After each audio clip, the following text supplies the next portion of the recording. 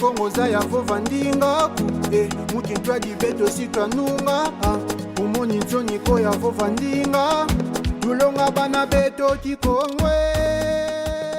Découvrez l'univers fascinant des contes Congo, des récits oraux, des histoires pour les petits que l'on raconte à voix haute en Kikongo et qui se transmet de génération en génération. Chaque mercredi soir, plongez dans la richesse de notre culture avec notre émission culturelle sur la chaîne YouTube Rateco.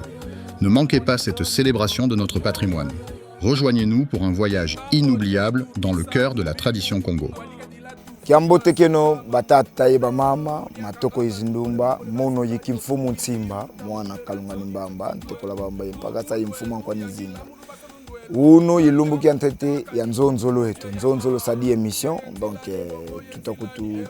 tutayambila yebeno savu yebingana donc tuvuende vambombe mudambuda ya kulutela twakala kintwadi mundinge to yansi pasi voto akala yambila beto yebeno partout munsi ya mvimba babena ku France, États-Unis, Amérique, pays d'Afrique zozankaka donc tunaye to kintwadi meka lukondo ko le fait s'abonner, le fait commenter ye yuvula biuvu kwa beto bambuta pasi voto luvana zi réponse.